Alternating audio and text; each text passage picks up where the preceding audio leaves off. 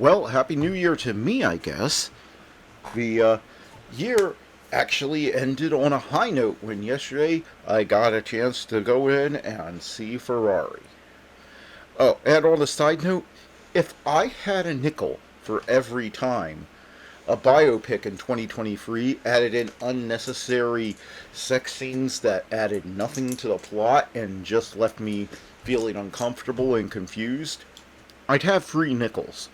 Which isn't a lot, but it's weird that it happened 3 times.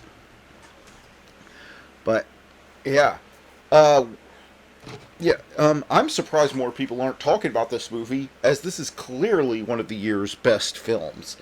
And if Adam Driver doesn't win Best Actor for his performance in this movie, well, it just proves what we've all known for a while, which is the Academy of Motion Picture Arts and Sciences is a complete joke that are completely disconnected from anything to do with actual filmmaking craft. Um, Adam Driver is so unrecognizable in this, I didn't even realize. If he hadn't had a mole on his cheek, I wouldn't know it was him.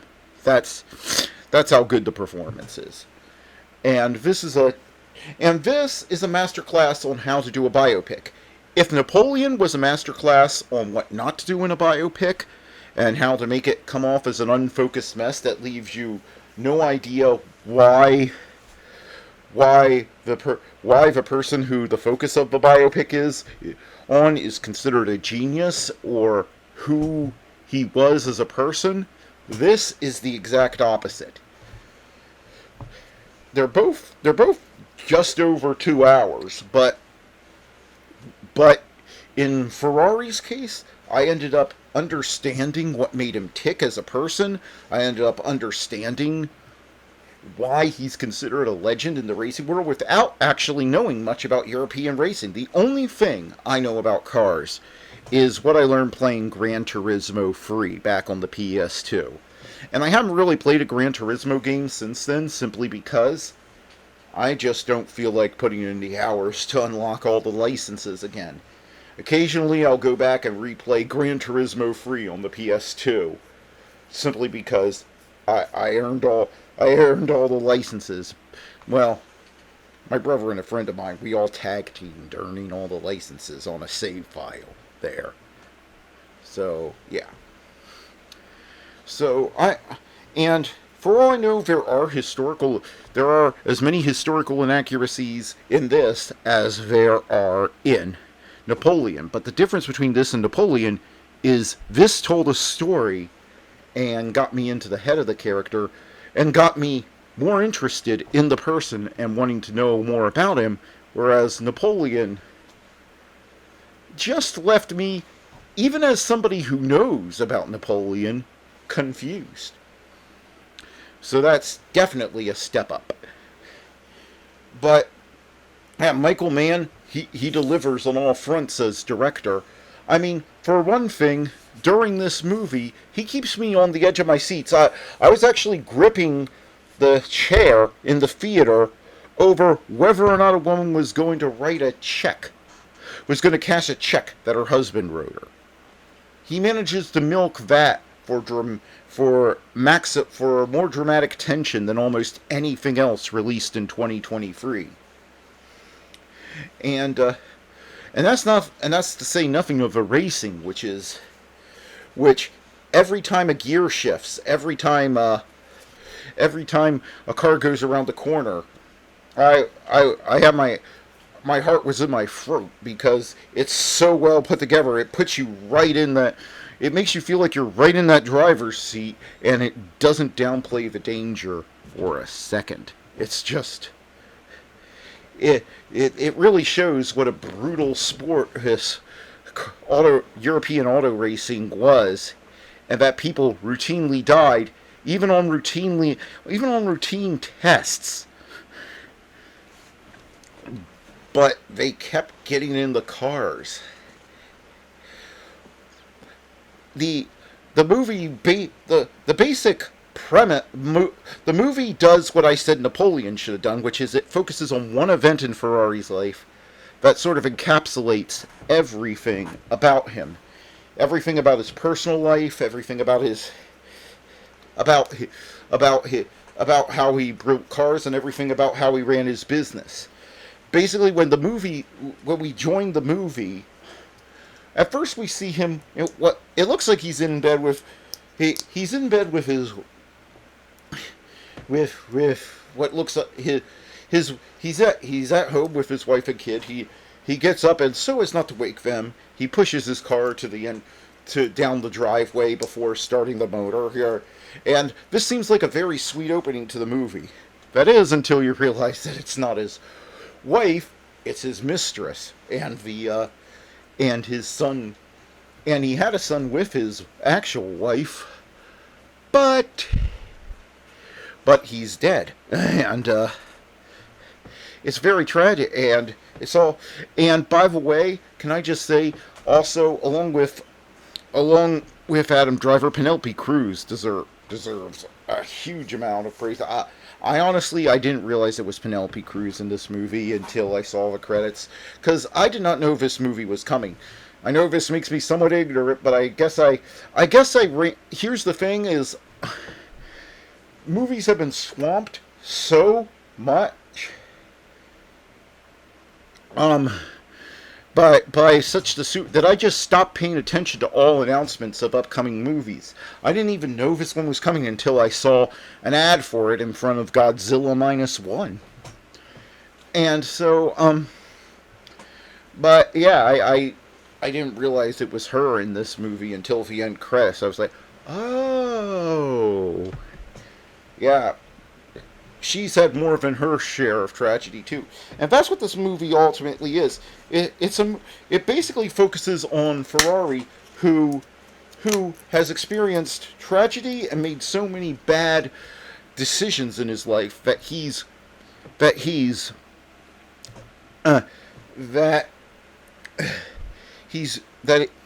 everything's falling apart, and there are two main dramatic things that are happening. First, he has to figure out whether when his son goes in for his bastard son goes in for his confirmation, is he going to go out under the name Ferrari and thus let the whole world know that he exists a year after his legitimate son died, and two, Ferrari must win a race in order to attract outside investors so that he can keep the plant so that he can keep his business going. And it's not just about him and whether or not his business survives and whether or not his philosophy of auto racing survives. It comes down to, as he's reminded, he has hundreds of men with families that he employs, and he does not want to throw them all out of work at a time when the Italian economy isn't doing so hot. That doesn't, and you see the weight of all his choices and all his responsibilities bearing down on him throughout this movie, and it's perfectly intertwined with the race that he has to win, with the test he has to win, and they do a great job of explaining how he built cars. There's a great scene where they actually explain to you why Ferrari cars were so good that he had kings waiting in line to buy them, despite the fact that his company wasn't profitable at the time. And ultimately, Ferrari is shutting down as a person, but ultimately, what redeems him is his decision not to turn his back on his son, and not to let those who rely on him as a source of employment down. And this movie does something that I haven't seen in probably a decade, which is it has a very positive spin on the relationship between fathers and sons. It has a very positive spin on the fact that, on the one hand, you can understand why why Penelope Cruz is upset. Her own son only just died, and now she found out that while her son was still alive, her husband had had a son all these years in hiding, who he never mentioned, and that has to be really, really hard to take. But on the other hand, when you see the relationship Ferrari has with his son, you're like, well, that's not the kid's fault. And and one of and and you have to say, well, why you can't punish him because his father made a really bad mistake, and really bad, not just mistake, but he made a really bad choice way back in the day to have an affair. And what's more, this movie takes a very adult look at relationships and our responsibility for our choices. In that Ferrari's mistress at one point says, "Yes, it shouldn't have happened. Yes, if I was more mature back then, I wouldn't have done it. But but looking back doesn't do anything. You can't change the past. You have to deal with the here and now." And that's ultimately what this movie is about. It's about taking responsibility for your past choices in the here and now.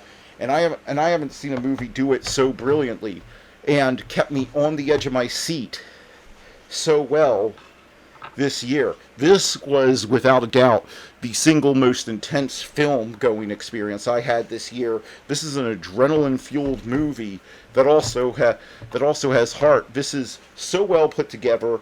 I'd put this up against Heat. I honestly, when it comes to favorite Micheal Mann movies, I can't decide whether I keep weighing them, and I can't decide whether this or Heat is my favorite Micheal Mann movie. But this is definitely one of the best films I saw in 2023, and I'm just shocked more people aren't talking about this, because you really need to get out and see this. This movie. Beware, it is rated R for a reason. There are a couple of sex scenes, and at one point, and it doesn't shy away from what happens when a car without seatbelts hits an obstacle at 135 miles per hour. It doesn't shy away from that, and so this is the first R-rated movie I've seen in a long time where I actually understand why it got an R rating. But other than that, if you're an adult film fan, yeah, go see this. It actually ends on like such a positive, family-friendly note. It may be in terms of messaging, it may be the single most family positive movie I have seen in years, and it did. This and Godzilla -1 were the only movie to put a tear in my eye this year, and this was and it was both times it was for good reasons, and this one it actually has a very satisfying ending. It's a movie about somebody who's lost a lot and who's made mistakes, and who's made wrong choices, but he's determined to redeem himself, not through feeling sorry for himself or making excuses, but through fighting to make the right choices from here on out. And in a way, the one thing I walked away from thinking that this reminded me of was it kind of reminded me of Ebenezer Scrooge in A Christmas Carol. It's the same sort of thing. It's actually the same sort of thing, I would just say, is that it's the same type of story. You have a man who's had a bunch of tragedy in his life, and that caused him to shut down emotionally, which caused him to make decisions that didn't work out, that harmed those around him, but he's not a bad person, and a series of events wakes him up, and he determines to make the right choices from there on, and thus you have a positive ending and a positive outcome for not just those around him, but himself. And that's what I kept thinking watching this, is that it's sort of fitting that this came out at Christmas and New Year, around Christmas and New Year's, because it does bear similarities to the redemption arc in A Christmas Carol. And another thing I will say is that you just can't say enough about Penelope Cruz and Adam Driver's performances. Penelope Cruz, I mean, it's just like she has to play a woman who's been who just sees her life breaking up before one piece at a time and has just reached the end of her rope, and it's and her character could be unlikable, except she makes sure that her performance never lets you forget that she's in so much pain this whole time, and she's feeling like she's suffered the ultimate series of betrayals in her life. And Adam Driver just knocks it out of the park. One of the things I noticed was that I don't know if he actually did this, but his performance reminded me of performances I've seen in Italian films from like the 50s and 60s, and I have to wonder, did he watch some old Italian films and emulate the actors in those? Because it sure seems like it in this one. That's what it seems like. And and it just, when you add top directing and writing and an intense story, exciting race scenes with the best film performance of the year, you really get something special. I really believe every one of you who if you have, you should, everyone should go and see this movie. This is one of the few movies I've seen that I actually like. This deserves to be a big hit. Micheal Mann did an amazing job with this one, and it just works. You can see the hard work on screen, and you will be gripping your seat. I literally had my fingers digging into my seat at the theater for most of this movie. And as I said earlier, one of the most intense things in the movie is not even to do with the racing, although the racing is a big part of what makes this movie so intense. So you won't regret it. Go see Ferrari. It is without a doubt one of the best films of the year, and it, in my opinion, contains the two best performances I have seen in a film all year. So, thanks for listening, and Happy New Year.